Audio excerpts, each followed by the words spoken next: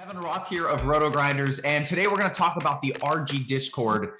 If you're not a member, you should be. It is a fantastic community and resource that Rotogrinders provides, and it's easy to join as well. All you have to do is click the Discord icon on Rotogrinders or go to rotogrinders.com/Discord. From there, you'll either sign up if you're new to RG, or if you're already a member, just click the link at the top to go to the sign-in page. Once you've logged into your RG account, you can be taken to Discord to log in there.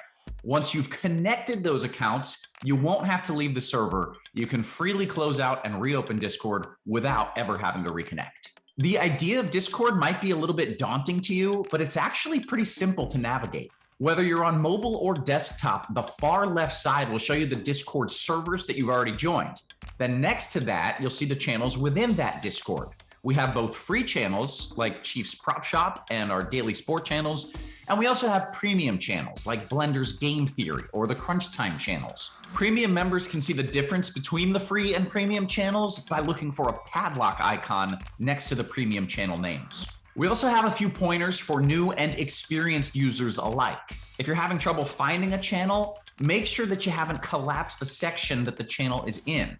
Collapsing a channel will only allow it to appear when there are unread messages in that channel. Also, we find that using the actual Discord program works better than opening it in a browser like Safari or Chrome. Lastly, if you're having trouble with one of our tools, your Rotogrinders account, or any other technical needs, you can hop in our feedback and help section of channels to get help from one of our wonderful support and moderation team members. If you have any more questions, feel free to reach out on Twitter @Rotogrinders or email support@rotogrinders.com.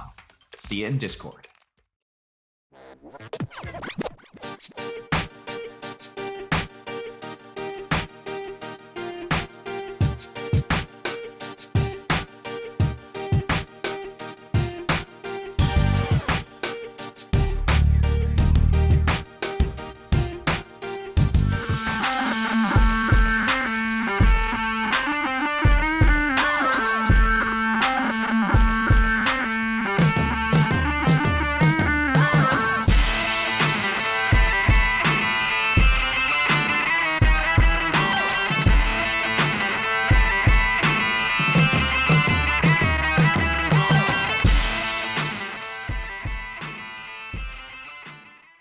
What is up, Rotogrinders? Dean here, Dean78904. That is the daily fantasy handle. I'm speaking fast because this is a no pleasantry show. Hump day, not messing around in the association. 12 games going down, I guess, because of the start of the NCAA tournaments and things like that. There's a bunch of games tomorrow night. There are only 2 for the association, so they're squeezing a bunch in today. So we got 12 games. I want to say hello to my guests. I want to say hello to Stevie. I want to say hello to Head Chopper. Returning champion from last week, but again, we can be as succinct as possible here. Chopper, 12 games. You excited? You ready? I'm prepared as of right now. I'm prepared, Dean. I got it all under my thumb. Got it. Well, you got some sound effects ready in your phone in case any news breaks, right? There will be news and there will be sound effects. I'm just going to let you know that. Yeah, 12 games. I'm obviously not going to run down the body parts for every single game, but there's a ton of players that are currently questionable that there will be some more clarity on this slate as this show progresses, as we get up to 7 o'clock on the East Coast. Stevie, you know, from such things as the Morning Grind podcast, as a NASCAR aficionado, a disc golfer professional, or at least good enough to play disc golf. What's up, Stevie? What's disc golf? Never heard of it. Froth? What's NASCAR? I don't know what you're talking about, but hi Dean, hi Chop. Let's do this. 12 games. Gonna need an Advil after we're done. Hey man, it's gonna be a good one. Before we kind of break dive fully in, I just wanted to get like general thoughts. Of course, we're gonna break it down game by game. We're gonna be here for a while. It is kind of weird, Stevie. There's not a lot of screaming values, which is just sort of odd on a 12-game slate. If you go to lineup HQ here at Rotogrinders, you can sort players by point per dollar, and this is the names. Like, this is the top names, and it's not even like they're jumping way off the page. Like, Damian Jones is currently our best. That's DK. On FanDuel, Brandon Williams is the top play, I imagine. I'm not on that page, but yeah, he's the one that's a screaming value over there. Kind of the one exception to the rule. He's still minimum for whatever reason, and Portland's in full tank mode. Simons is out, everybody else is out, so he's basically going to play his 30 minutes or so. But Steve, you have any thoughts, overarching thoughts as far as the slate? Like a bunch of studs obviously are in play, but we don't have amazing like cheap plays. At least as of right now. Things of course may change. Thoughts on that, or just general thoughts as far as the slate? I mean, I do premium tags for value Monday through Wednesday. So yesterday, like my job was super easy, and today it was like digging in there to like really get an idea of who I like. Like one of my favorite tags today was Jermichael Green, and I think that kind of sums up the value on this slate. So I agree with you. It's super interesting from a value perspective on the slate. I think you're going to definitely take some chances, roll the dice a little bit on value, and just kind of see what works out. I mean, the studs are the studs for a reason, but yeah, the value is very spread out today. Williams is projected to 10x on FanDuel for what it's worth, but again, otherwise nobody projected for more than 7x on FanDuel. Chop on DK, Damian Jones is one of the last men standing as far as the bigs in Sacramento with the suspension to Sabonis, kind of a weak suspension, but whatever. He's suspended for a game. Holmes obviously is not going to play either, and it's hard to go small against the Joker and the boogeyman, Cousins and Jokic. So we were projecting Jones to play 28 minutes. What do you have from here, Chop? Before we kind of dive in, break it down game by game, the cheapies, just overall thoughts. What do you have for me? It's my kind of slate, Dean. It's my kind of slate. There's not all that easy value out there for these, the stars and scrubs guys. They've been having it easy this year, man. Now they got to work a little bit. So I like this. They got to come down to my level now tonight. Yeah, Booker back tonight. So Campaign was like 90% owned in tournaments last night. It was like it's an insane number. And then some of the ones I saw him like at 94%, like single entry stuff. And it's just like, yeah, it was really, really hard not to play him. Of course, he smashed. Booker coming back tonight does change things. They are kind of still thin, but yeah, we'll talk about that soon enough. Let's dive in, break it down game by game. We're going to do it. Want to say hello to people watching us on the old YouTube. Do hit that like button. Do subscribe. Do turn on those notifications. We do have a bot. There is a bot lurking in our Discord channel that's going to give away 1 week free to RG Premium. So be on the lookout for that. You get the NBA content, the lineup HQ, the crunch time, all the behind the scenes stuff. And again, not just NBA, college basketball around the corner. Chop, do you do college basketball content? I imagine I know you like college basketball, but I don't think you do content for that. Just football. I don't do the content for college basketball, although I will be part of some shows coming up for March Madness on RG. So that's coming up very, very soon. You have any hot takes just yet? You want to fire out to the people or anything? It's you got to wait for the brackets. I got to wait for the brackets, Dean. I got to wait for the brackets, man, but should be fun though. All right. Fair enough. Are the Gators going to get in? Chop? The who? The Gators. The only team that matters. Ooh. They're bubble, right? They're really, really close. I think they will. There's some things going on right now in some tournaments that probably helps them out. So there's some teams that were bubbling with them that are getting knocked off today. So I think they got a real good chance. All right, that's all that matters to me. My brother went to Furman. He was kind of bummed that who was at Chattanooga had like a walk off against them. They haven't been in the dance like 40 years or something like that. But that's all I got. that's my contribution for college basketball. Chicago, Detroit, 228 is the total in this game. Detroit is a 5-point dog here. Vukovic seems highly questionable with his hamstring. I'm not sure if he's going to be able to tolerate it and deal with it or not, but we'll see. He's currently questionable right now. On the Detroit side, Hamidou Diallo expected to play despite not feeling particularly well. Isaiah Stewart, Beef Stew being out. We're assuming that Marvin Bagley jumps into the starting rotation here, Chopper. We saw last game, he started the second half when Stu got hurt, and we saw he basically chopped the center minutes in the second half with Kelly Olynyk. He got the bigger chunk of it. Marvin Bagley, and the matchup against Chicago is good. Marvin Bagley is one of the slate's better cheap plays in my estimation, which again kind of speaks to the conversation we started the show off with. Feel free to start there, or the Pistons, whatever works for you. Whatever you want to talk about. Yeah, I mean, Yeah. So on FanDuel, at least, obviously you already mentioned the kid from Portland's the big value guy of the day. But if you want some more value, I think my next step then is Marvin Bagley, to be honest with you. So as a good friend of mine named Kirk Deese, I don't know if you've heard of him or not, Kid Yahoo, but he pointed out to me a while back, boy, this Bagley guy is really actually pretty good. And he's not bad, man. He's a pretty good player, and he got out of a bad spot, and now he's with Detroit. So I give him a little leeway here, even though he's messed us up in the past. But some playing time should be open for him tonight. Got a lot of 36 minutes that last game.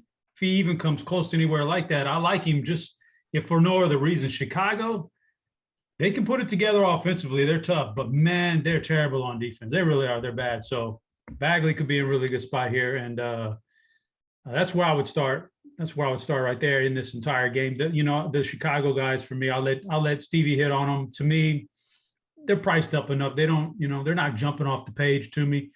Bagley's the one that jumps off the page. A guy like Cunningham, I mean, yeah, he's great, but the prices are right. Jeremy Grant, that's a hit or miss guy. The price is right. Bagley's the one where the price I don't think is right. So that's the one guy that jumps off in this game. Right. Bagley is like fantasy good. Like he's not good, right? I'm gonna have to clarify that with Kirk Deese. I think he thinks I think he said he's really. I think he thinks he's good. Yeah, I don't know. He's like Drummond good, I think. Now you're not confusing Bagley with Willie Cauley-Stein, are you? No, I know the difference between those two. Stevie, I think I like Cunningham a little bit more than you, but I'm probably not going to get there. I'm making 10 teams by hand. I'm also playing on DK only. This is the first game at 7:00. And, there's a lot of stuff, a lot of stuff's going to fall probably after 7, where if I'm playing somebody at 7:00, that you got to be really good. And, I don't know if I feel like I want to be married to a ton of Cunningham when maybe some great stuff falls afterwards. We'll kind of see how that goes as far as the news flow. Jump in here, Stevie. You feel free to jump over the Bulls as well. Your thoughts on this entire game. Worth noting, again, 12-gamer. We don't have to I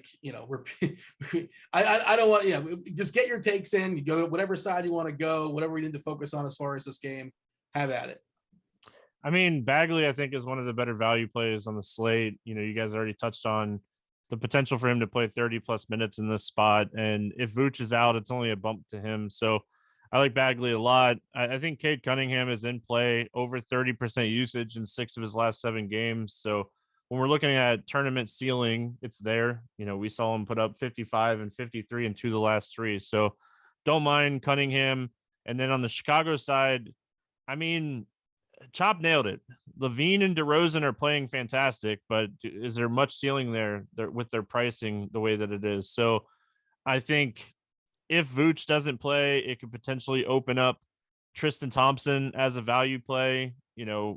We don't love it, but we don't have a ton of value on this slate. He played 29 minutes the other night without Vooch. He only had a 13% usage rate. He was 1 rebound away from a double-double and scoring a few extra points. So I think Tristan Thompson would be very much in play here if Vooch doesn't play. But outside of that, I don't have a ton of interest in the Chicago side. And probably one of the reasons that I won't end up on a lot of Cunningham is because I don't really want to pay these prices for the Bulls guys. Basically, if you want Cunningham, you want to, in theory, would want to run back, and you just don't love the run backs. Correct.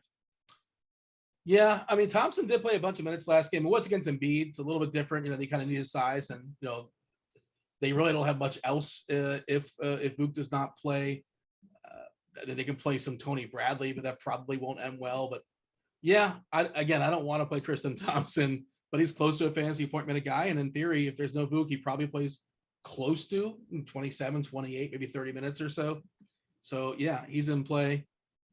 Chop, you got anything else that's worth note, or shall we just kind of power through and move on? Oh, we need to be powering through here, Dean, today. It's 12 games. Let's power through. Keeping an eye as far as no news in the last hour or so as far as injuries. But I got you covered, Dean. I got you covered on the news. Don't worry about that. You got the alarm ready to go? I appreciate it. I got all my apps pulled up. I'm ready for news. Boston, Charlotte, 225 is the total.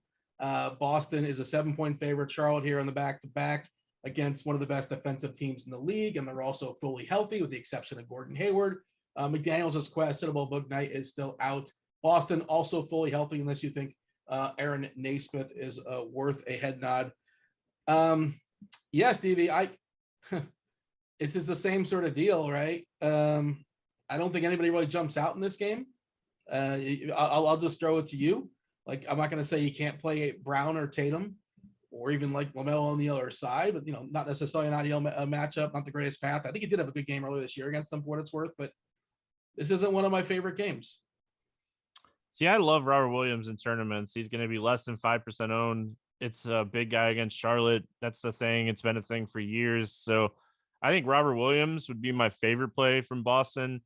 With Tatum, his price has just kind of priced him out. I do think like Tatum is the most talented raw points play from Boston. But I think when we're looking at pricing and ownership, I just like Robert Williams in this matchup. This game has a lot of potential to stay close, and I could see Robert Williams having, a 45 plus fantasy point game. So definitely don't mind him. The minutes have been super consistent. And then Rozier would probably be my pick from the Charlotte side. He's the guy that I feel like has the most ceiling right now.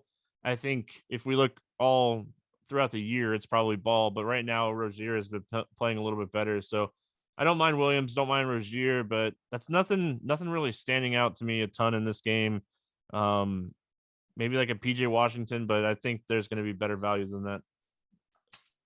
I like Brown on DK a little bit at 8K. I think that's a pretty good price. Like, I like Tatum as well. Just if I have like one big spends, it's probably not going to be him. He probably isn't the guy that has the highest scoring player on the slate. By the way, I just thought this was interesting. I'm in the Slack channel with our NBA guys, and apparently the power is out in New Orleans at the Smoothie King Center. So we'll see how that goes. Hopefully it's a non-issue. We did see 4 or 5 years ago or so, old school DFS players remember there was a rain out in New Orleans. You guys remember that? Did it officially rain out? I think the game was canceled because there was a leak in the roof. You guys remember this game? I do remember that. Happened after lock too. That was before late swap. I think Cousins was like crazy owned that night, if I remember correctly. Oh man. So the Smoothie King Center has a history of messing with us in DFS. No time to panic just yet. Still 2 hours, and hopefully they get that power situation under control. Just kind of throwing it out there. Chop, what do you have as far as this game? This game is strictly just a few GPP pieces. If you want to do that, I'm on board with what Stevie said. Robert Williams, fine play in GPPs. I think Marcus Smart is okay. I think so. On the one side, LaMelo Ball is like the only guy I'm really even vaguely interested in for Charlotte. And, because of Boston, I think everybody knows the numbers by now. Since X date, whatever arbitrary date they want to put out there, Boston's got this great defense now suddenly, okay? So you don't really want to mess around with too many guys. But LaMelo Ball doesn't have to necessarily just score points to get there. He's pretty flashy. He does it in different ways. So I think you could play Ball. But LaMelo Ball's so flashy, he makes a lot of mistakes. Marcus Smart's going to capitalize on that. So I think you could get to some GPP action with those three guys, Williams, Smart, Ball. Other than that, it's probably not a game I want to be messing with.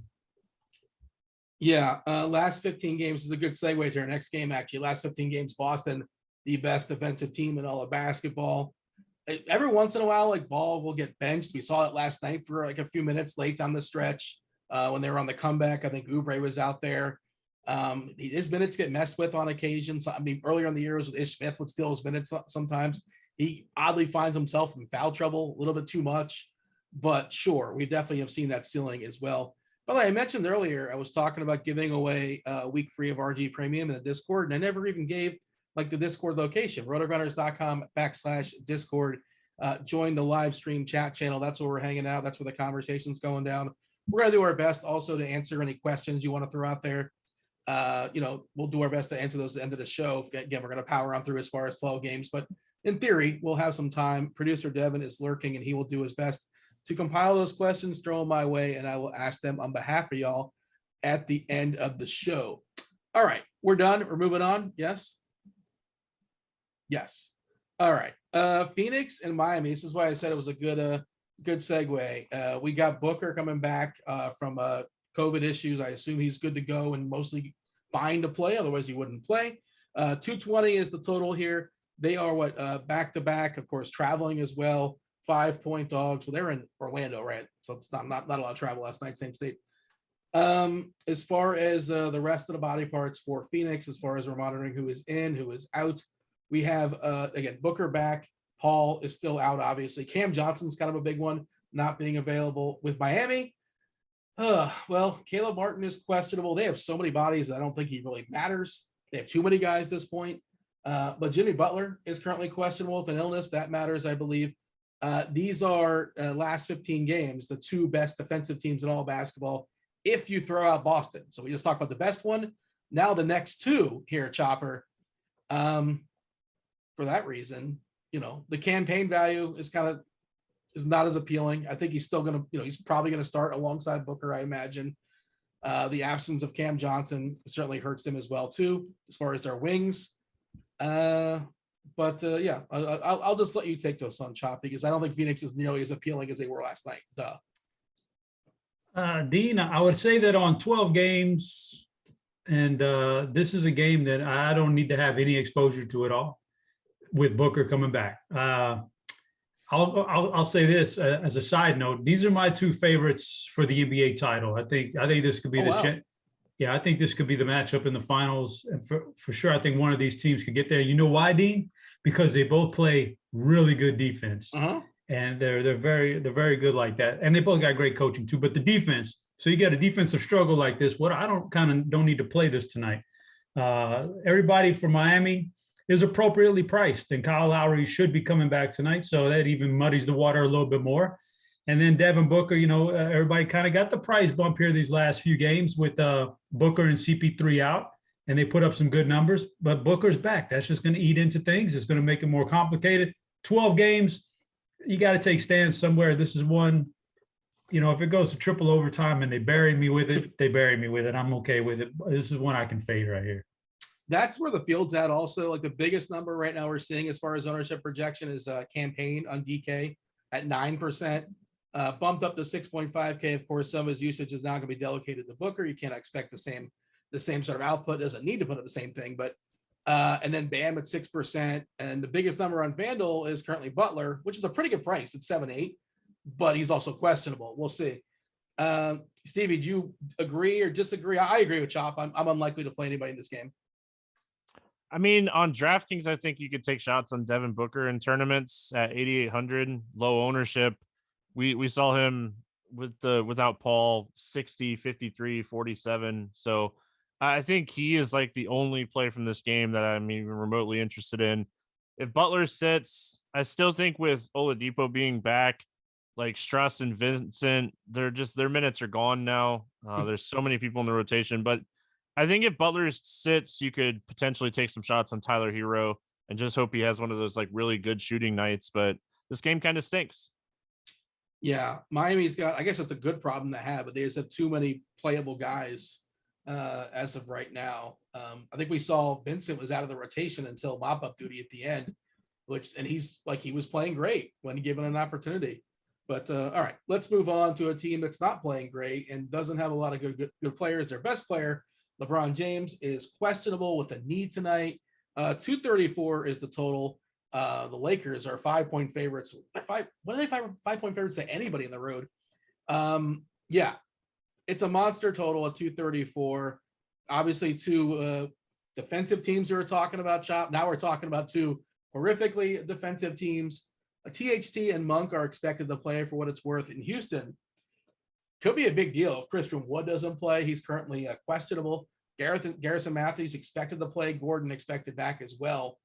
Like, this is one of those pieces, though, Chopper. Like, if we don't know about Wood, I want to be able to I want to swap the Şengün if that becomes a thing. And I don't want to be locked in on certain guys. And, I don't want to be boxed in on guys at 7 o'clock, 7:30 that are fine. But now, all of a sudden, here's the good stuff, potentially. Are you with me as far as Şengün being an awesome play if we lose Wood? Yeah, I think so. I think that he's proven that with Wood out, he can be I think the last matchup where Wood sat out was it wasn't a particularly good matchup, I don't think, for him. So no. I wasn't on him, but this one would be. So yeah, I'd be on board with him. He's a really nice scoring piece down there in the middle, and like you said, Lakers stink. So yeah, we're waiting on news. If there's no news, Kevin Porter Jr., he's okay. This Lakers backcourt is not going to be able to really guard him if he wants to get going. And LeBron is going to jump in optimals on FanDuel if he ends up playing, because he's going to get the high projection. He's got a relatively fair salary over there. So if he plays in this matchup, and I'm not sure the Lakers are going to be good enough to like put the game away so early like some teams against Houston that he doesn't get his 4-quarter run. He probably still does. So he's going to pop. If he's out, then the other guy, Malik Monk and Carmelo Anthony would be fine. Russell, man, keep going back to Russell. And he's just not that good anymore. I mean, I don't know. I really can't describe it. He's not been a real good player for a while, but even fantasy-wise, at least he used to do something as of last year. This year he's not. So I don't know if I could go there, but this is a big news game. This is a big news game we're waiting on. I like Monk and Carmelo pending Lakers injury news. And obviously you said Şengün, but I like Porter regardless of what the injuries pan out for Houston. Yeah, I like both those guys in Houston also. The Westbrook thing is rough. I don't know if you heard him talking about like how it's like, I don't even want my family going to the arena anymore because people are just like, crushing him there. Like he doesn't want his kids and his family. Yeah. His mom was, I don't know, man. His wife is getting into a Skip Bayless apparently. And hey man, it's rough. It's Well, Dean, let me ask you this. Did you watch episode 1 of the Rise of the Lakers Dynasty on HBO? Of course I did. What'd you think about it, Dean? What'd you think about it? I'm in, man. I'm in. Like, yeah, you liked it? You didn't enjoy it? I think it has. I think it has potential. I don't like when the characters talk to the camera. I don't like that. Dean. I don't like when they break down the fourth wall like that. I don't like that. As a general thought. Yeah, it's just if you want to give me a show about what's about something that happened in history. I don't need the characters talking to me via the camera. Come on now. I'm okay with it. But it's a pilot. We'll see where it goes. There's 10 episodes. I mean, you're not going to jump ship though. You're still going to watch episode 2. Yeah, it got really good near the end. Yeah. Big spoiler, Dean. Magic gets the HIV. Oh yeah, well that was the openings. Yeah. He's drafted by the Lakers, which was a big. That was a big controversy. Not controversy. That was like the drama of the first episode. By the way, you mentioned Russ. If LeBron doesn't go, and you talk about FanDuel, Chop, he's 6'8" there. 6'8". Yeah, well, guess what, Dean? He was 6'8" the other day when I played him, and he dropped like 25 points against Golden State or something like that. So he's just not. He's just off, man. This is Houston. Revenge. He's just off. Yeah, maybe. And it's not revenge. He wanted out. He didn't get kicked out. He wanted out. But yeah, it's a cheap price. It'd be almost impossible to pass up on him at the price tag, but he definitely hasn't paid it off this year very much. I don't want to speak badly of Russ. I like Russ. He seems like a good dude, but yeah, it's been, it's finally caught up with him. The shooting, he was always like incredibly athletic and like moves around the court like a guy that you'd never think has had multiple leg knee injuries. It was a good run, man, but it's over. Stevie, jump in here.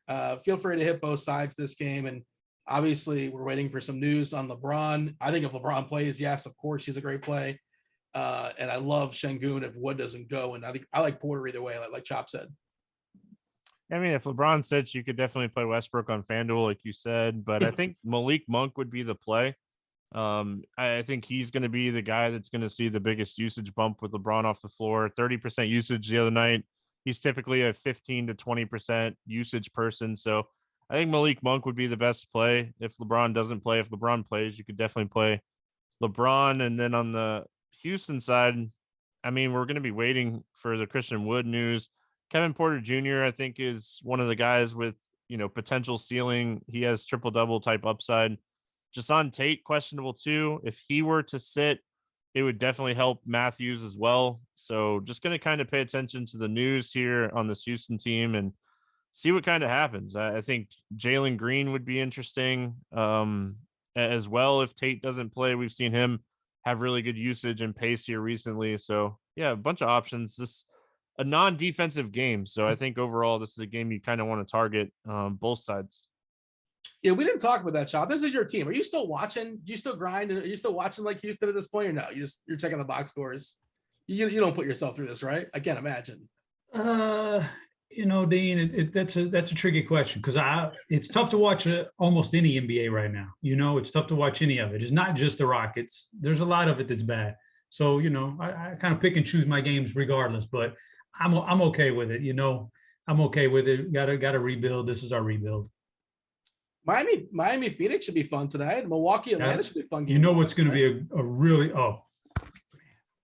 tomorrow night. Woo, buddy. Now that's one I want to watch. What's tomorrow? It's tomorrow the Philly, Brooklyn, ain't it? Yeah, Philly, Brooklyn. Yeah.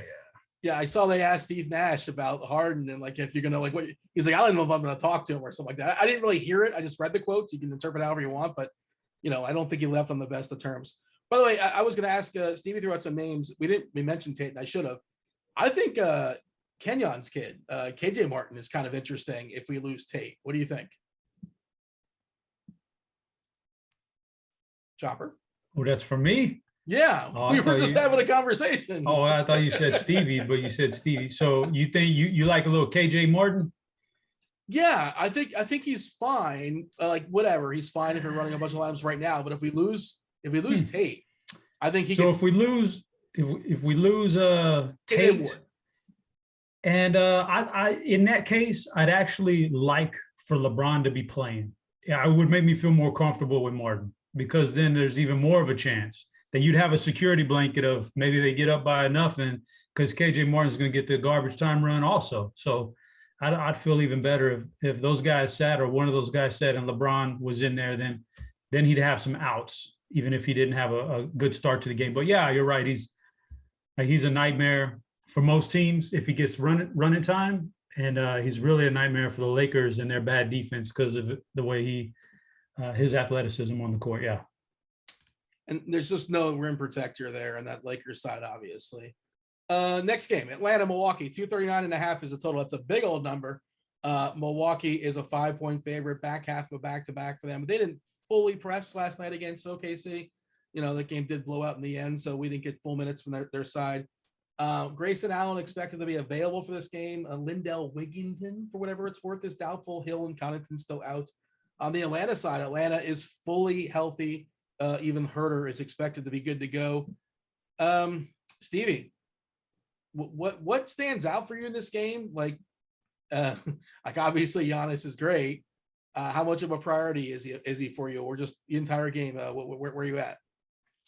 If you're running like 150 lineups, I think you get some Trae Young and Giannis stacks and just hope that you get a really high scoring game. But overall, there's a reason that this game is very low owned because both teams are at full strength. Both teams are very good, and both teams are going to play their guys the normal minutes. So I think if you're playing this game, I think you're taking shots on Giannis and you're potentially taking shots on Trae Young, and it's really it. I don't have anything else for this game. No real value. Pricing all seems to be really close to what it should be, and I think that's the way that you kind of approach this game.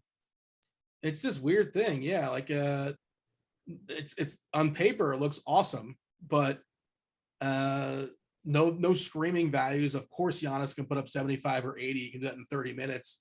We've seen it before. On DK, Chopper, not one player has an ownership above 7% as of right now. We're looking at Collins at around 6 and change, Giannis at 6%. Like, we're going to be seeing a lot of good plays that are like less than 10%. There's no real reason to get too cute, I don't think, with like, well, this guy, if this guy gets injured, then all of a sudden this guy can play 12 minutes. Like, there's no reason to be that ambitious in this slate. You can find a lot of good stuff that's still not going to be rostered there's just so many options. Chop, what do you have here? Because again, in theory, this should be a well-owned game, but it's just not, and I understand why. Yeah, it's like Stevie said, is if you want a GPP stack Young and Giannis or Young and Drew or Young and Middleton, that's fine. But Milwaukee's on the second night of a back-to-back and a traveling date at that. So, I got my question marks about them. Atlanta's just not been very good outside of Trae Young. And this is not a great matchup for him. Let me pull up his numbers against Milwaukee. I can't think that they're that good. Actually, they've been pretty good the last couple games, so it makes me. They'll give up some threes. Like, Trae can hit a bunch of threes here. Yeah. Drew Holiday's kind of taken a step back this year defensively. It probably the long year last year and a little bit worn down. Maybe, I don't know, but yeah, I think you could like Steve said, you could stack them, Trae and one of the Milwaukee guys. But other than that, everybody's priced appropriately. There's no major injuries here. A back-to-back from Milwaukee kind of messes things up for me. So I think there's better spots. Nobody on FanDuel getting more than 9% ownership as well. And if I'm making one lineup tonight, I probably don't get the Giannis, but like I'm for sure going to have at least one Giannis lineup. Like, how could I not? Chop, are your notifications on? Are we just getting nothing as far as injuries? But has nothing happened since the show started?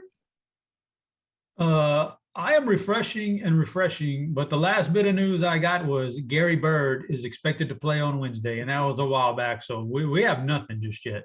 Nothing. You didn't talk up your boy Gary Bird. You didn't even drop his name. I need some injuries to happen for Gary Bird to get in the mix, man. There's a lot of too many good players on Houston. It's hard for him to squeeze in there when everybody's healthy. Dean, stop. Oh, LeBron James. Oh, let me get my horn, there Dean. Hold on. Dean, Damn, thanks a lot, Dean. You had to bring it up. Oh, LeBron's in. Oh, LeBron is active. I mean, I wish I could have like really breaking news, but that's as good as I got, Dean. LeBron is active, so take that for what it's worth. I probably start him when I'm making a lineup. I probably start there before I start with Giannis. And also, I like the run backs better on Houston, depending on how news breaks. But I think that's probably what everybody else is thinking too. We'll see. I don't know, but like LeBron should crush here, obviously. And wasn't his last game that 50-pointer, and then he rested after that? Is that correct? I think so. Yeah. So. Like he's in good form. Like he's tricky, man, because he had that big 70-point game against Golden State, but that was national TV. I think that was a Saturday night on ABC or some crazy. Like I think it was one of those. And then he sits. So don't be surprised. You know, if I'm running a bunch of lineups, I'm going to definitely fade him in a bunch of lineups because there's a chance he did check out of the season, and then he just wanted to put. You know, he's just going to put up his good numbers on ABC on Saturday nights and things like that.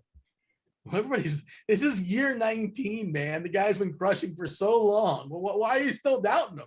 No, there's no doubt, Dean, but you got to admit, about 2 weeks leading up to that Golden State game, he was not good fantasy-wise. He was just not good. I don't think he cracked 50 points there at his salary. That's what you need at least. He didn't crack 50 by for his a long standards. Yeah, he wasn't as good by his. But by the standards of the salary that's being set out there by DraftKings and FanDuel. So, and then all of a sudden, you know, he gets the national TV game, he crushes it, then he sits out the next game. There's a chance, and you look at his demeanor on the court. Like I'm not saying he can't do it. I'm saying he just maybe doesn't want to right now. So there's a chance that he craps out here, even with a game against the Rockets.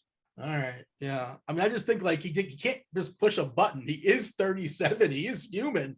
He's been doing this for more than half of his life, his actual life. He's been playing in the NBA. Like literally. That's amazing. All right. OKC is in Minnesota. 234 is the total. OKC is a 15-point dog. Yesterday, a bunch of dudes just got knocked out for the rest of the year with surgery. I think it was Dort and Muscala. They've been out for a while. Jerome and Giddey and Kenrich Williams and Derek Favors and Trey Mann. And everybody's out tonight. I'm counting 9. Do we have 9 active bodies on the OKC side? Maybe they called somebody up. But it's Stevie, it's the SGA show. And it doesn't matter who he just crushed against Milwaukee. By the way, Minnesota on the other side of this game, also a lot of questionable stuff. Beverly is questionable. Vanderbilt's questionable. Minnesota loves putting Q tags in their players. Edwards may come back tonight. We'll see. Russell also questionable too. Again, this is why I like buying time. Who knows what's going to fall in our laps? And I want swappability, I guess will be the word. What do you have here, Stevie? This feels like a good DFS game, if nothing else. It's probably one of those games Chop was referring to as like not necessarily a great product, at least on the OKC side. But what do you have, Stevie, as far as a DFS perspective? I mean, SGA, obviously, his ceiling is just so incredibly high right now. So I like him. And I mean, the Minnesota team in general, we're just waiting on news because Russell, Beverly, Edwards, Prince, Vanderbilt, they're all questionable. And who knows if any of them are, if some of them play. So I think you're just going to kind of have to adjust to news when it comes out from the Minnesota side. But with as little as value as we have on this slate, I think we could potentially take shots on Waters. He's played over 25 minutes in 2 of the last 3 games. I don't know if he has the ceiling to put up like 25, 30 fantasy points, but the minutes in a game like this are somewhat interesting. And He's probably really blowout proof. So I think Waters could be someone that you could potentially take a tournament like GPP flyer on. Maladon, both of those guys, just large field tournaments, and you're just kind of hoping they get to that like 25-point number. Chop, what do you have as far as OKC? And feel free to jump on over to Minnesota. And of course, like, you know, if Edwards and Russell and Beverly are all rolled out, we'll adjust appropriately, and you know, Cat will be elevated even more usage and all that kind of stuff. Got to use your brain and those kind of things. At this point, we're just kind of at the mercy of news. But what do you have for me? Yeah, so you know, on the Oklahoma City side, obviously SGA is the guy. He's on DraftKings. He's the 9th. This is from the survey today, Dean. He's the 9th. He's the 9th highest salary player on DraftKings now. He's not the 9th most productive, especially recently over the last 6 games. He's gone for 60 a game on both sites. So he's a play on DraftKings. He's a little bit tougher on FanDuel, where I think he's like the 3rd highest player out there. So, but he's in play. And then Minnesota's got a little pace to him, so these other guys will be all right too. Minnesota's tougher.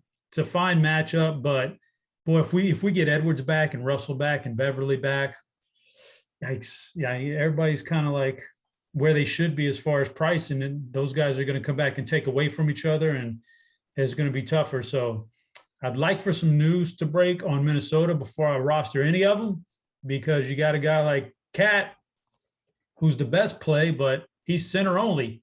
We've got other center only guys out there I'd probably rather play than Cat. So, and then as far as the backcourt and Anthony Edwards, those guys are all gonna, they're all priced up to where they probably should be, and they're all coming back now from injury. So that's a tough one. It's just like, I don't have anybody highlighted in this game, to be honest with you. It's tricky because, you know, you never want to just like assume blowout, but this certainly feels like a blowout. And like the Minnesota side, it feels like a good day to rest if your guys needs a rest or something like that. So maybe you don't rush your guys back. It's the 3rd game in 4 nights and a back-to-back for OKC. That's just like the death spot. It speaks to the 15-point line. And I was trying to figure out like who would close in this game. And they're just running out of bodies in OKC. I think they're down to 9. Would Wiggins potentially close? But like, these aren't like great fantasy point minute players. Like Stevie said, oh, what do we have? Dean, I wanted to break some news for you. There is still no power at the Smoothie King Center. I love it. Oh my gosh. Power watts there. And hopefully the city's well. I don't know what's going on there, but hopefully things are all right in the surrounding parts and just an isolated incident. Yeah, we'll keep our eye on that one as well. Dean, we have power at the Smoothie Center now. We have power back on at the Smoothie Center. It's like that scene in like Christmas Vacation where, like, with the lights and somebody just got to turn the switch. What a great scene that was, Dean. What a great scene that was. They kept flipping the button on him. I love it. I knew that's in your wheelhouse. That's why I referenced it. I just felt like that was something that you can relate to. Are you a big Christmas? I bet you do. You put a bunch of lights on in your house, don't you? You love that stuff. I do, Dean. And I don't pay anybody to do it. So I see some people in my neighborhood, they pay the people to come and hang off the roof and put them on. No, you gotta get up there and get your hands dirty and put them on. I got it all, Dean. I got them all. I do all the lights. Well, me and my wife and my kids. How about you, Stevie? Oh yeah. I don't pay anybody either. What's up? Why do you pay? Like, people is that pay? A thing? You find something in Craigslist for that? Oh yeah. Oh, I guess it's probably moving Texas and going to move northward after that. But I think there's a lot of people who pay now because they don't want to hang on the roof and put their lights up. So you pay a couple $100 and they come out and they hang them up for you all proper. But yeah, I do it myself. Yeah, I think I would be the pay guy. Like, I mean, I'm not putting them up for the record. Yeah, but for sure. Oh yeah, you would definitely be the person to pay. Yeah. I'm definitely paying somebody to do it. All right. I guess that shocks nobody. Maladon on the bench, SARS, Waters, man, that OKC team looks so rough, like rougher than normal. Man, it looks bad. And it's a back-to-back and 3 and 4 nights. I guess they really can't, like, I'm SGA, I'm a little bit concerned about, but I assume they're just going to let him keep doing his thing. All right, we'll move on. Orlando, your Magic, Stevie, are in New Orleans tonight. 222.5 is the total. Magic are 8-point dogs. Big one here. We did get this news early. Brandon Ingram is out, so it should be the CJ McCollum show here tonight. It was last night, at least for the first half, but they did not play defense, so they got absolutely walloped. Suggs is questionable. We'll see how that turns out. Fultz is going to be out for injury management, whatever you want to call it. Is it, or Stevie, Orlando and Houston, you two guys actually are battling out. Your two teams are battling it out for the one spot, the most ping pong balls. No, Dean. No, you're wrong, Dean. No? No, you're wrong, Dean. Who am I missing? Is there another team? Yeah, I don't think just because I don't think Portland? I don't think the most losses or the worst record in the league gets the most ping pong balls. I think the top three all have an equal chance to get the number one pick. Oh, is that changed? You tell me, Dean. I don't know. You just making this up? No, I'm pretty sure that the three most losingest teams have an equal amount of opportunity at the number one pick. I don't think that's, well, whatever. Now you're going to make me Google for something. How do you prove a negative? Like now I got to find this something on the fly. But Stevie, what are your thoughts as far as this game? Feel free to talk about your Magic. And I think McCollum, he's priced up, but for a good reason. The matchup's good, and he's going to have all the usage in the world. I think the only reason you're fading CJ McCollum tonight is just game theory. He is in a great spot. So, I think that's the only way you get away from playing him. I like Herb Jones. I think he's someone that is cheap that you can kind of play as like a value play with no BI.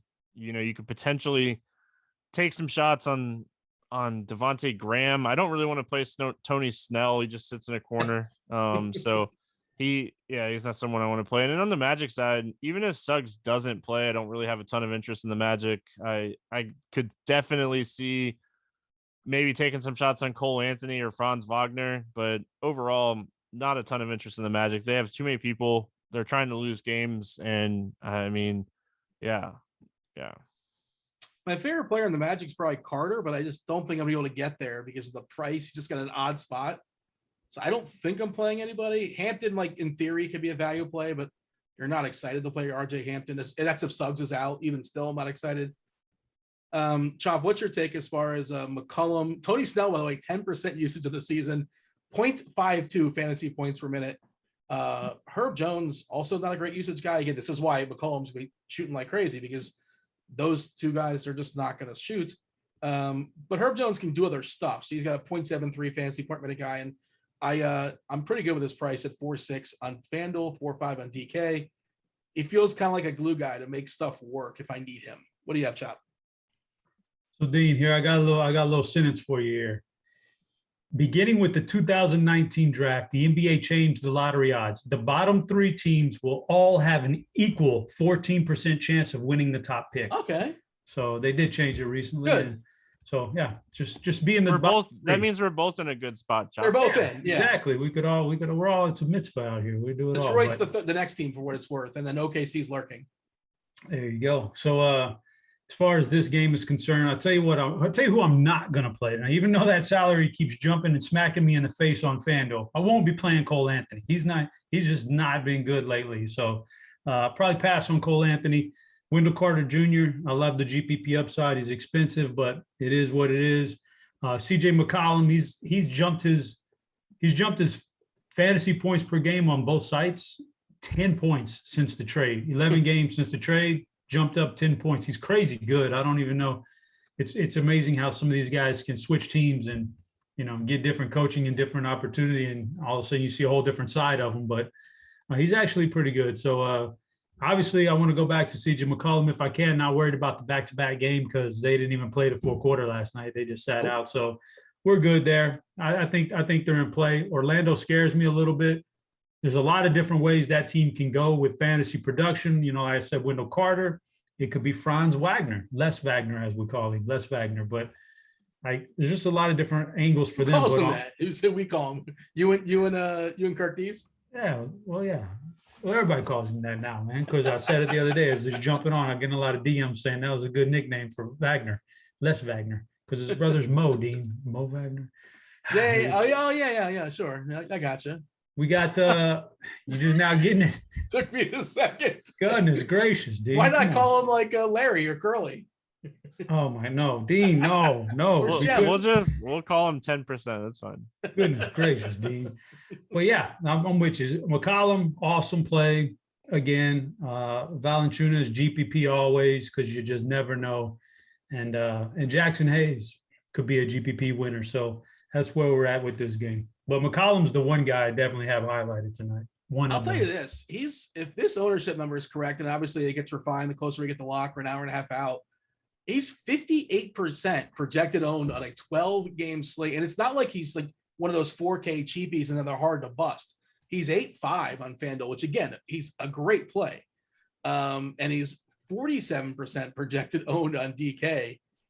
Man, like that seems a little high. It seems a little bit high. Like it's awesome. I'm not here to besmirch. I love the play, but that's a big number for a 12-game slate for LeBron and Giannis and Jokic. And it's just, I don't know, man. Do you have a thought on that, Chop?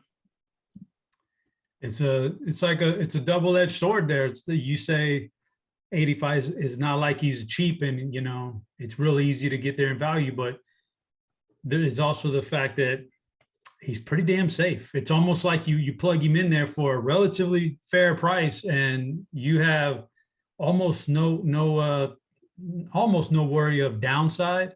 You're just, then you just need to get to some upside, but it's almost like you cut your roster down from 8 spots to 7 spots because he's a pretty safe player. But it's tough, man. If you got one roster and you're playing any form of cash or single entry, I think you play him. Otherwise, I guess you could take a shot at fading him, but that's tough, man. Yeah, I mean, for sure, you're playing him in cash games. I'm just sort of thinking like general thoughts as far as high ownership players that the ones that are super, super cheap, like we saw campaign, like that one, I embrace whatever. I'll take 95% ownership because I just did not see that failing. Love the play, but that's a big number. And you guys mentioned Cole Anthony. Somebody's kind of threw him out there. Herb Jones is he's a legit 3-and-D guy straight out the gate as a rookie. I don't obsess too much over individual defender, that kind of stuff. You can get stuff in transition, but he's tough. And I imagine he's going to be on Anthony. So that's just one more reason not to love him. All right, let's move on. We're talking about next game on the slate is Toronto and San Antonio, 228.5. It's a total. San Antonio is a 1-point favorite. So this one should 1-point dog. I apologize. This one should stay tight. Toronto is healthy again. We're expecting FAV back, with the exception, of course, of OG Anunoby and Malachi Flynn not available, but not as important. Also with FEV back. San Antonio expected to have Vassell and Lonnie Walker.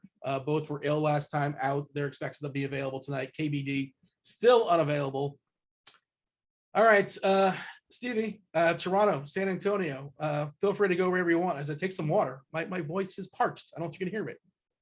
Yeah, I think DeJounte Murray is one of my favorite tournament plays on the slate. He's really good at basketball, and I'm glad that everyone is starting to respect how good he is. He's just an absolute beast. He's over 57 fantasy points in 3 straight. He showed a game against Washington not too long ago that he has that 70-point ceiling. He's going to be less than 5% on DraftKings, probably closer to 6 to 8% on FanDuel. So really like DeJounte. Outside of him, with everyone healthy for Toronto, it's really kind of tough. I will maybe run it back with a Van Vliet or a Gary Trent, or even get some value with a Chris Boucher. But overall, I think the one thing that I really love from this game is just DeJounte Murray. Sorry, my mic was off there for a second. Chop, what do you have? I mean, I love Murray too. I just don't know if I can prioritize him amongst other stars we've put out there. So I don't know what I'm doing with that. But he's great. He's just expensive. Yeah, he's expensive. I like him. I'm with Stevie. He's just one of those guys you look at right now and say, damn, why didn't my team make a trade for this guy 3 years ago? Why couldn't people see it? He's really good, man. But he's priced up there now, so you got to make some decisions. Would you rather have him or take some of those other guys in that price range? And he's just as good as any of them, though. Toronto's not quite the same defensive team they were in years past. They're still okay, but he's good. Now, the other guys coming back tonight are going to hurt, like a Keldon Johnson. Guys like that I'm going to sit now. But DeJounte will be on the radar always. Even Pirtle will be in the mix for GPPs. And I'm also in the boat that with Toronto getting Van Vliet back, I'm probably not on any of those guys anymore. So it is kind of just a Murray or bust for me. Biggest ownership number in this game on DK right now is Pascal at 7.8%, Barnes at 7.7, Chris Boucher at 5, Murray at 3%. Like, yeah, I mean, 3% DeJounte Murray, man, like I get it. I know why it's that low, but that's probably too low if you're running 150. Just get 10%. There you go for the people out there. Like that's 3x, that's 3 times. FEV is seeing very little ownership for what it's worth, which is interesting. I don't know if people are concerned about him coming back with his knee. I assume he's a full go if he's going to play. He's 8-2 on DK. We're looking at 1% ownership, which again, that seems, I think it'll be higher than that, but probably less than 5. 7.3 on FanDuel, I think is a pretty good price there. 13% ownership there. And Siakam a little priced down as well at 28% ownership because he's got an 8.3 tag. Let's move on. Let's power on through. Next game, New York, Dallas. I think this is kind of a quick one. You guys tell me. 216.5 is the total. Dallas currently an 8-point favorite as of right now. As far as New York, Mitch Robb, he was ill last game. I think he got his fouls on purpose and just wanted to get out of that game and never come back again. He's still questionable tonight. Reddish took a hard fall last game, so he's out. Noel is out. Toppin's out. So, they could be really, really thin as far as their bigs for what it's worth. If Mitch Robb doesn't go, we might see some Taj Gibson, maybe too much of that. You need a lot because he's not a great fantasy player, obviously. Dallas getting Brunson back. Chris and Ntilikina still out. Stevie, yeah, again, Luka's great. You going to prioritize Luka tonight? You have one big stud? Maybe, probably not. I mean, not me. I'm a 1 to 3 lineup person. If I'm playing 150, yeah, you're definitely getting Luka on any slate. I think this game kind of stinks. Alec Burks is a potential value play. Maxi Kleber is a potential value play on DraftKings. And then RJ Barrett is just someone you're playing right now. The usage is through the roof. He's absolutely crushed Julius Randle's ceiling. I know he had a big game the other night, but if you look at the games with Barrett back, that was one game and it happened. He had 31 shots. He had a monster game. I don't think we're going to see 30 shots on a nightly basis from him. So I think RJ Barrett, some value at Kleber, Burks, and you always get exposure to Luka if you're playing 150 lineups because he's Luka and he's very good. Chop, what do you have here? Is this also you kind of in agreement that no priorities in this game? Priorities, I would say probably not. But Luka is, I'm trying to look at the studs and would I prefer him over some of the other guys? Yeah, he's in the same category as the other guys. So that's all your own personal preference. And as far as the Knicks are concerned, RJ Barrett, this is his team. Very pleasantly surprised at the aggression he's taken on the basketball court over the last few weeks, taking a lot of shots. It's paying off with big fantasy numbers. And I'm with Stevie. He's sucking out the usage on Julius Randle. So, yeah, it's RJ Barrett. And, if you want to run a Barrett Doncic stack, that's fine. But other than that, with Brunson probably being like, if Brunson missed this game for some reason, maybe I go Dinwiddie. I like Dinwiddie. I like his fit in Dallas. But if Brunson's in there, those two guys they feel like the same guy to me. So they're going to eat at each other. So, yeah, Barrett, Doncic, I think that's where you go in GPPs. Otherwise, Doncic in cash is okay, and then nothing else. Last time out, Randall put up, I think, a career high. I was watching that game against Sacramento. Like Barrett was lighting him up too. Both those guys. I think Randall like 45 plus, and Barrett I know at 30 plus as well. Kind of a 2-man show there in New York. Chop, you playing on DK or FanDuel tonight? Mostly FanDuel, a little bit of DK, but mostly FanDuel salary. Yeah, I think Luka is more palatable over there. 11.1K, easier to roster. On DK, it's just a little bit trickier. 12.3K, obviously more expensive. And just as a general thought, the cap is tighter on DK than it is on FanDuel. So I think, would you agree? Like if you're going to play Luka tonight, you're more likely to play him on FanDuel? From the initial looks, yeah, he's cheaper than Giannis. He's cheaper than Jokic. I think he's comparable to both those guys, and those are the 3 biggest guys on the stage. And the game against New York, this probably has the better chance of those three to stay really close. So I'd say, yeah, he's definitely FanDuel palatable. We're making really good time, by the way. I know, like, knock on wood, you're not supposed to say that as you're making good time. We're making good time. 12-game slate, 3 games on layaway. We're going to have time to answer questions from chat, I imagine. I know producer Devin's already compiled some. Where is the chat at? Y'all watching us on YouTube, like, where is the come join us, rotogrinders.com/Discord, the live stream chat channel. There are some premium channels. This is a non-premium channel. Anybody can join it. Just got to have a Rotogrinders membership, a non-paying membership, a membership, whatever you have. Feel free to jump into the Discord and join the conversation. And to entice y'all to do that, after you hit that like button, after you subscribe, after you turn on notifications, we're giving away, there's a bot lurking that's going to give away 1 week free of RG Premium. Devin's showing off the lineup HQ tool on the screen, our projections, the rankings. Chop was talking about the expert survey. I don't know if your college basketball content's going to be premium or non-premium, but that stuff, of course, or just the projections for March Madness, at NHL. Big slate going down tomorrow night. I might play a little NHL tomorrow night. Got the Panthers at home versus Philadelphia. All right. 3 games left, boys. Just go ahead and leave a comment or ask any sort of questions, and we're going to knock those questions out. End of show. Give us details. Let us know if it's for DraftKings, FanDuel, cash, tournament, yada, yada. The more details, the easier it will be to answer those questions. Denver, Sacramento, 238.5 is the total. That's a big boy number. Denver is a 6-point favorite. Of course, Will Barton is questionable. Bones Highland is questionable. But none of that matters because Jokic is playing. If Jokic is playing, it's Jokic's world. We're just living in it. On the other side, Sacramento, of course, without several bigs, no Rashawn Holmes, no Domantas Sabonis, Lamb and Harkless also questionable. Man, Chop, we're expecting Damian Jones to jump in the starting lineup, and he's getting a ton of ownership. You need some height. You need some girth to sustain guys like Jokic and Cousins. And this is what's so weird about DFS. 12-game slate, and we're talking about Damian Jones, but I guess we have to acknowledge his presence, and he's going to play, 25, 30 minutes or so, depending on injury, depending on foul trouble. What are you doing with Damian Jones? I think that's a place to start here. Yikes. That's a tough one. That's tough. Like I have him highlighted because he's gonna jump off with his projections and his salary on FanDuel of only 3,600.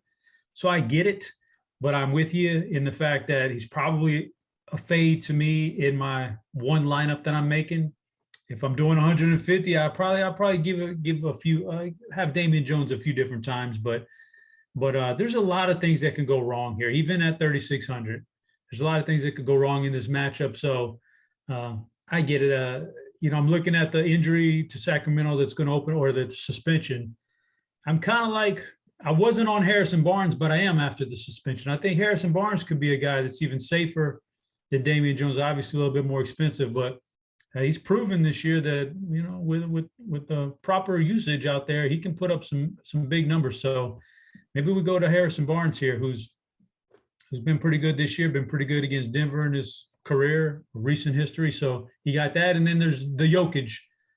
Question is, is it Jokic, Doncic, LBJ, even Giannis? There's some studs there for me. So I can play Brandon Williams. So that gets me one stud. Who's that? Let's say it's Doncic. So if I want to put Jokic on a team, I need another scrub. Nah, I don't know, man. I don't think I'm seeing that just yet. So I may have to decide between just one superstar tonight, and then one superstar, one scrub, and then a mid-range build after that. So I like to counter everything. If I have a stud in there, I want to have a really, really cheap guy in there too, to kind of balance it out there. So right now the balance is 1 and 1, and the rest is a medium build. So Jokic is a tough one, man. Jokic or Doncic. I don't know. He has some monster numbers against Sacramento and monster numbers recently also. So that's a tough one. So I got a question for you, Dean. Yeah. Embiid or Jokic MVP? Come on now. It depends how you define stuff, but it's undeniable that Jokic is having the best season of anybody. It's honestly not that close. He is having the best season, and you kick Jokic off that team in Denver, they're right there with Houston and Orlando. They're getting some ping pong balls. They're the worst team in the league. So yeah, it's Jokic, and again, no knock on Embiid, who's been incredible. He's been awesome. but it's Jokic. But it's, he won it last year.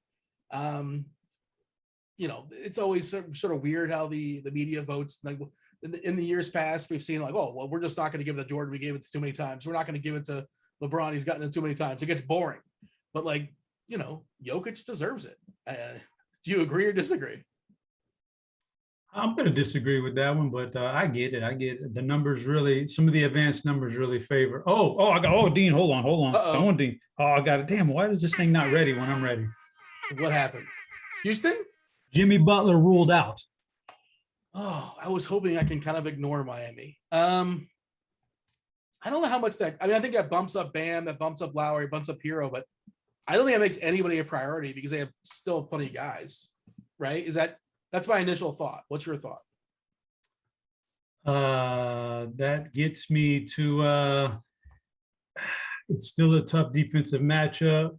Maybe I can go with a little Tyler Hero now. It seems like when Jimmy's out, Tyler kind of steps up a little more. But yeah, it's a tough one because Kyle Lowry's back now. So yeah, it's a tough one, man. Stevie, you have a thought on that as far as the Miami news? Like, I'm going to see if we have an if then for that and see if there's anything interesting there. I mean, Tyler Hero, 31% usage rate, a 2.2% bump with Butler off the floor this season. So, I mean, if you're taking shots on anybody, it's probably him.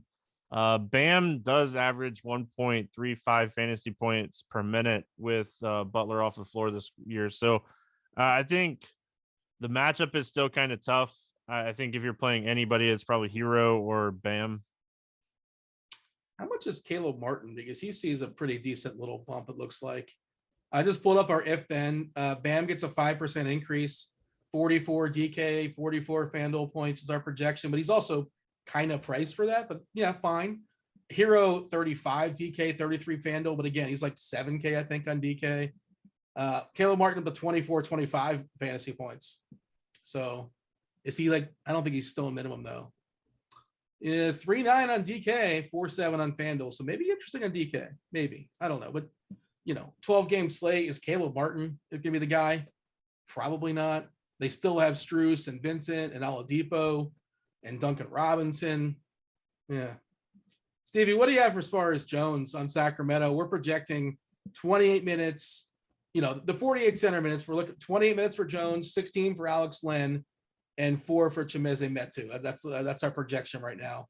And like goofiness can't happen. We're not even certain Jones is starting. I assume Jones is starting. I mean, Len could start in theory. He's still a minimum. Just be on alert in this stuff. 10 o'clock game.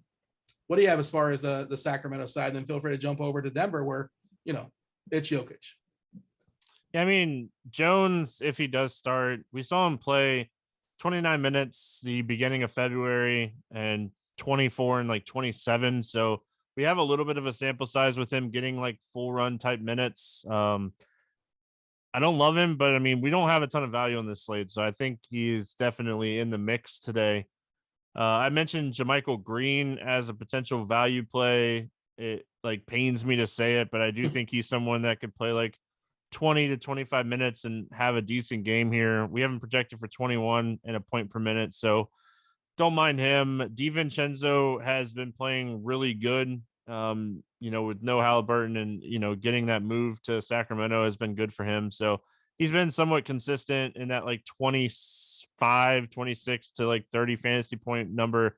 And I think tonight with the limited value, that's okay. And De'Aaron Fox is always someone you could take tournament shots on. But yeah, Jokic is Jokic. I mean, the dude is just very good. I don't know if I want to lock him into MVP yet, going back to your conversation, but I do think like he is very good. So, you always want to get some exposure to Jokic, especially in this matchup with Sacramento and, potentially getting like matchups against like Alex Len and Damian Jones. Like that sets up really good for a guy like Jokic. Yeah. I mean, it's got to be Embiid or Jokic, probably the conversation. I can't imagine it's anybody else at this point. And yeah, we'll see. I won't be upset if it's Embiid, but I think Jokic deserves it, at least at this point. I'm running some optimals, but I'm kind of curious to see how many studs it's going to give us. They typically give us like stars and scrubs, although the scrubs aren't amazing in this slate. All right, let's move on. Let's talk about the Portland Trailblazers in Utah. Speaking of teams doing their best to lose, They are 18-point dogs here in Utah. 223 is the total. They're really bad. We talked about Brandon Williams already. The absence of Simons. Williams, should be blowout proof. Should play no matter what. Why not? FanDuel did not adjust him. He's 3.5K over there. Chops alluded to it a couple times. Like, that's somebody that just kind of sort of has to be in your lineup. He's projected to 10x. Yeah, I mean, of course, anything can happen, but he's a really, really strong play over there. More of a question mark, I guess, on DK. You certainly a good play, but I don't know if he's like a screaming value there. But I'll throw it to you, Chop. What's your thoughts? We're expecting a blowout, although Utah has not been great, and defensively they've been, not playing up to their reputation. And I don't even think it matters for Brandon Williams because he's going to play the whole game anyway. So I think he's a phenomenal value on both sites. Obviously more so on FanDuel. Some of the bigger guys who have been getting a lot of good fantasy production for Portland with the injuries, I'm not as interested in. The Drew Eubankses and the Trendon Watfords. We're going to get Rudy Gobert, who's I don't know. His defensive numbers are probably a little skewed as a rim protector, but one thing he can do is swat the shot away from the guys like Eubanks and Watford. So I'm not really too anxious on them. I do like Josh Hart with Simons being out. I think Josh Hart just had a really bad game. I think he was chalky. I'm not sure, but it was a really bad game. Yeah. It was a terrible game. He shot 2 for 12. All right, so he's not typically going to do that. He's going to be better than that usually. So I'm willing to go back to that when he's a fair enough price. I actually think he's probably the highest scorer on this team tonight, whatever that may be. I think he's the leading scorer for this team. So I like Josh Hart, like Brandon Williams, the backcourt guys in this matchup. This has probably the biggest blowout potential on the slate if you want to play that kind of thing. So it does give you a little pause for a Donovan Mitchell and a Rudy Gobert, or especially a Gobert because he's center only, and there's a lot of other guys out there like that. But Donovan Mitchell, priced up. I have to hesitate on that one because of the blowout factor. So, I don't know, Dean. I'm not really – the only guys I have highlighted as Portland guys. Utah scares me a little bit. And even the Portland guys, I'm limiting to the backcourt. I ran some optimals. This is FanDuel now. It's important to know this is FanDuel, Chop. And it gave me 4 Blazers and 4 studs. I knew that was going to happen. But like I said, well, listen, here's the thing. Yeah, the ownership projection is going to kind of match that too. The ownership on all these guys is going to be through the roof. So for my GPP bang for my buck, I'm going to say I'm going to be fading the inside guys on Portland and let the other guys go down with that ship. Yeah, I mean, the difference in price for Hart is worth noting too. 5.9 on FanDuel is a really strong price. I think he's like 7.5 or 7.7 on DK, which is just, look, he has the ability if this game finds a way to stay close. And I would also just mention for Utah, we've seen historically Snyder leaves his guys out pretty long in blowouts. So, like, again, the blowouts can happen. They're going to lose some minutes in the back end, but he tends to leave his guys out there a little bit longer than he probably should. What do you have here, Stevie, as far as Portland and Utah? Nothing. No, I'm just kidding. Brandon Williams, obviously. Brandon Williams, I think, is he's blowout proof. He's going to play 30 to 35 minutes. He's projected to be one of the highest owned. So, I mean, it goes back to game theory is the only reason that you're not playing Williams here. I mean, Eubanks absolutely crushed us the other night. Just had a really rough game, but I mean, it's not like Eubanks is a huge usage guy. So I'm definitely concerned. He doesn't have, I was looking at it earlier, he doesn't have double-digit shot attempts since November 3rd. So he's only done it one time this year. It was November 3rd against Dallas. So I think Eubanks is a good fade in this tough matchup, getting a lot of ownership. So yeah, I mean, Brandon Williams, and then that's kind of it. I don't really want to play Clarkson or any of these guys on the Utah side. I mean, Donovan Mitchell, there's so many better options. Josh Hart, I think in large field tournaments is someone you could potentially take a shot on, but I really think it's just Williams for me in this matchup, and kind of fade the noise. A lot of ownership that we're going to see, like Josh Hart is projected for what, 30% on FanDuel because he's 5.9K. And he could easily bust again in this spot. It's Utah. This game's not going to stay close. Utah's going to beat him by 25. But Williams also hitting my threshold for lineups on DK. I know we talked about him at 3.5 on FanDuel, but he's in optimals really comfortably on DK as well. Obviously a little trickier to get there, 5.5K, but price probably hasn't fully adjusted. We're projecting 33 minutes, which again, barring anything really goofy, I don't see how he doesn't play 33 minutes or like close to, because there's no reason not to play him. He doesn't really have much of a backup, no competition. He'll play in a blowout, I would imagine. They want to see what they have in him. Yeah, like we're projecting 37 fantasy points, which might be a little hot, but even if it's like 34, 35, he's still going to hit your optimals. One more game down. We're going to knock out your questions in chat in a minute. And of course, when we finish, you guys are premium members, rotogrinders.com. Crunch time will break down all the news that's going to be broken from now until lock, and just to discuss all the key points on this massive 12 gamer. I'm going to step aside and just sort of throw this game to chop, because this is my least favorite game in the slate. It's Washington and the Clippers. I don't think I'm going to play anybody in this game. I don't plan on it, at least not right now. If I do, it's because I was panicking and had to pivot to something. 217 is the total. Washington is a 3-point dog here. Neto expected to play. Otherwise, Washington fully healthy. Porzingis is back too. Played like 22 minutes or so in his first game. He's going to eat at the other players, whatever. I just don't like the Wizards, the Clippers. We saw them last night. Their rotations are a disaster. Covington is out. Chop, you like anything here? Sell me on something in this game. Okay, I'll sell you on a couple pieces, Dean. Reggie Jackson been really good, and I think Reggie Jackson is a pretty good matchup. I could see Reggie Jackson doing okay in this. If I have to sell you, I'm gonna sell you on Isaiah Hartenstein, because on the other side there, we've got the veteran center big man on a back-to-back, Zubac. Typically, I see those guys playing a little bit less in this kind of situation. He played last night, played 22 minutes last night, so I think Hartenstein, the younger guy, could get a little bit more run. He's already eating into Zubac anyway, and this is a good matchup for him. So I could see Hartenstein, dropping a 30 piece on this in this game and paying off here.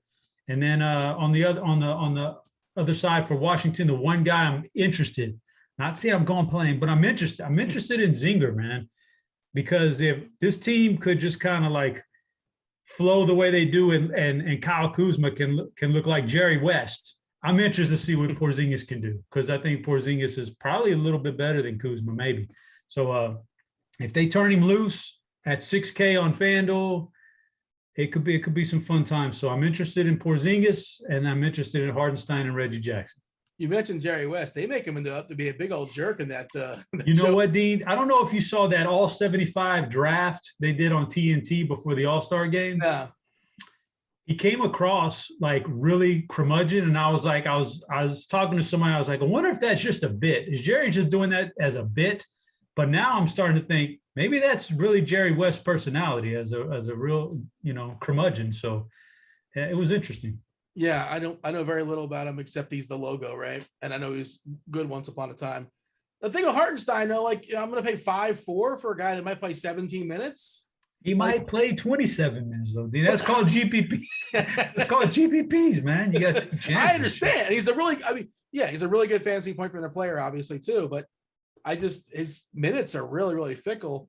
Porzingis might get a jump to like 27, 28. So I think he's interesting. We'll see. He's not fully priced like we've seen in the past, but I don't think he's there just yet. They're probably going to slowly progress him up. Stevie, you want to sell me anybody in Washington in this game, the Clippers in this game? I like Hartenstein a lot. When we're just looking at the limited value on the slate, he's someone that can put up 35 points. I think he put up 35 points the last time these two teams met in like 25 minutes or something like that. So with the limited value, I think he's someone that you could definitely play. Reggie Jackson on DraftKings is an easy fade. I definitely could see playing him on FanDuel at 71, but he's 88 on DK. That's just way too much. Outrageous. Yeah, I don't understand the pricing on him. So, yeah, I mean, Porzingis, like, we're going to need to jump on this and just hope that we get it right as far as minutes, because he had a 31% usage rate in his first game. There's plenty of opportunity. So I think, like, especially on FanDuel at 6K, you being able to play him at power forward over there, you're just taking shots and you're hoping that like we don't get a lot of news and we get that like 28-minute game out of nowhere and you're going to get him at, 10% ownership. So I agree with Chop. I think Porzingis on FanDuel is definitely playing. 76 on DraftKings, probably a little too pricey. But again, like if he does get that like 28-minute game, he could easily pay this price off on DraftKings as well. All right, turning it over to the chat, some questions that Devin has compiled. Chopper, DK tournaments. Coleman wants to know. You're going to play one of these guys in tournaments, Atlanta Bogdanovich. It's important to note they're both playing tonight. Or Cameron Payne, with the presence of Booker being back. You like Payne or Bogdanovich in tournaments tonight? I mean, if you're twisting my arm on that one, I'm going Payne. Yeah, but I don't think you love either one, if I'm hearing you. Not particularly. Neither one of them are jumping up. Bogdanovich hardly ever jumps out to me when Atlanta's fully healthy. And Cameron Payne, I think there's a lot of things working against him tonight, but I would prefer him over Bogdanovich. All right, Slambird, I'm going to take your question and ask it a little bit differently. Stevie, let me ask you this. Jokic, does he get closer to 90 fantasy points or 50 fantasy points tonight? Which is he closer to, 90 or 50? 50. Chop? I mean, yeah, 50 for sure. He doesn't get 70.1? We're just playing the odds. The odds. Yeah, I mean, the odds he gets 70 points. Well, I was playing the odds and saying how Hartenstein's a bad play, and you guys were like, well, what about tournaments? Hey, Dean, come on now. You know that's apples to oranges, man. That's how Dean rolls. Hey, man, I'm all about moving Unreal. those goalposts. Chopper, FanDuel tournaments tonight, single entry. How many studs is too many? Again, I made some optimals. Well, I didn't make them. I just clicked the button, and maybe I'll refresh. But depending on how you define the word stud, right? It was like 3.5. What's the appropriate number of studs tonight on a single entry tournament for FanDuel? Right now, for me, is maximum of 2. I'll probably only have 1, but it's maximum of 2. If you take 3, now all of a sudden you're into around $4,500 per player, or roughly, depending on which 3 you take in. That's just not enough to round out the rest of your roster. So 2 maximum. Follow-up question: is Cat a stud? He is, but he's definitely lags way behind the other guys tonight. Well, I'm just trying to think because these are the kind of guys that are popping up, and I'm not sure if you're like, I know Jokic, I know Luka, I know Giannis. Those are studs, right? Those are the elite of the elite. LeBron, right? De'Aaron Fox, stud or not a stud? Well, I'm going to say my stud status is based on salary on FanDuel, and that makes De'Aaron Fox a stud. So yeah. Okay. So I'm just saying because Fox, LeBron, McCollum, and Cat is in the very first optimal right now for what it's worth. But you're living in like the 7 and 8K range. It sounds like after a couple of guys. McCollum, I'm not going to classify as a stud on FanDuel, even though his performance is studly. He's only 8,500. That's a pretty fair price, and that's why he's going to jump in the optimals, almost all of them. All right, I don't mean to get all technical, but I just wanted to clarify. I thought it was worth clarifying. Stevie, if you're going to game stack tonight, and Chop, you think of this answer too. Stevie, you're going to game stack tonight. Top 2, top 3 game stack for tournaments. I mean, it's tough. I mean, if I'm going ceiling, I think it would be the Lakers in Houston, especially with LeBron playing, because of just how bad that defense is. And then I think if I'm going, I love DeJounte. So, I mean, I would probably stack the Spurs somehow to get exposure to DeJounte, because I do think he has the ceiling to win a tournament tonight. Chop? I'm going to agree with the Lakers and Houston one, because, Houston, if you do get some kind of a shootout or overtime, Houston's got their guys are so fairly priced, cheap actually, that you're automatically going to be returning some pretty good value. And the other one I would say, I'd say Denver, Sacramento, because it's on the road for Denver. So there's a chance, highly competitive game. Jokic could have his way. There's some pretty good value with Sacramento. Denver, Sacramento would be my second game. FanDuel Cash, better play Josh Hart or KPJ. Our projections are going to like Hart more.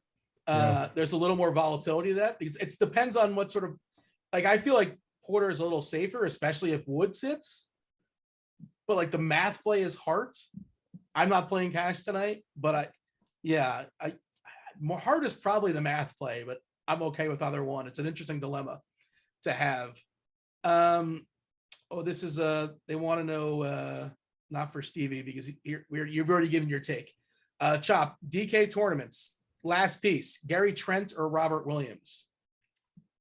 Tonight, for me, definitely Robert Williams. Gary Trent takes a big step back when everybody's healthy. Okay, Slammer, which prop do you guys like better? CJ over 26.5 points or Bagley over 14.5 points? Here's what I'll do. I'm going to pull up if you have premium, you can actually break down the actual points. Let's see what we're projecting. Don't even waste your time. It's CJ. I think it's CJ. Yeah, Bagley we're projecting for 15 and change, so it is slightly over. McCollum, we got it. Yeah, we're at 29.5 on McCollum. If that is the current like Vegas line at 26.5, we all like it over 26.5 actual points in the bucket for CJ, right? I think so. I do, Yeah, he's a good matchup for him, and he's been he's getting all the shots he wants. I would say CJ. Chop, they want you to try and pronounce. I can't say it because I'll ruin it. They want you to pronounce what is the name of the point guard / shooting guard backup for OKC? Not Theo Maledon, not Lindy Waters. There's another person on that team. If you want to take a shot at that, this is by request. If you're looking at the roster. Which one are you talking about? Vit? Yeah. Vit Krijic. You got okay. You got the first part right. Vit Krijic. No, I think I'm right, Dean. No. Yeah, I think I saw. You were right about the ping pong balls. This you're wrong about. What? It's Vit Krejci. We were looking for. It's just my actions coming through. I had it spot on, man. Stevie, you got like anything for the road? Anything we your favorite play? Something you want to reiterate? Something you want to make sure that people are aware that this is where you're planting your flag tonight. Well, I mean, CJ McCollum points on Prize Picks is 26.5. That's probably where you were getting asked that question from. So definitely like the over of that. And then I took the over on Jokic fantasy points of 58. So did a little 2-play power play over there on Prize Picks. So I'll end with that. But I think I'm planting my flag on DeJounte Murray. I really like him tonight. I think he's going to have a big game. Chopper? I'm going to plant flag Kevin Porter Jr. against the hapless defense of the LA Lakers. I think he's got that fresh haircut. He's coming out strong these days. I like Kevin Porter Jr., man. When did he get a fresh haircut? Like today? You don't remember the afro / little curl in the front he used to have? Okay, yeah, fair enough. He's completely gone, man. He's completely gone, Dean. All right, that's Kurt Deese's bit, man. You're stealing his bit, the fresh haircut narrative. Feeling pretty good about himself. No, Dean, it's not a narrative. I'm just saying the narrative here is the bad Lakers defense. You look good, you feel good, that kind of thing. All right, we got to step aside. We got to get out of here. Devin's going to. R.I.P. Deion Sanders' toes, man. R.I.P. Deion Sanders' toes. Okay. Look good, you feel good, you play good, they pay good. That's a Deion Sanders bit. Deion Sanders recently had 2 toes amputated. R.I.P. Sanders' toes. I missed that. Sorry to hear that. Tough break, man. That was Chopper. That was Stevie. That was basketball. Do it that like button. Do subscribe. Y'all watch us on the YouTube. Thanks to producer Devin as well. I was Dean. Stay tuned for Crunch Time on Rotogrinders.com. For premium members, we're out of here. Oh!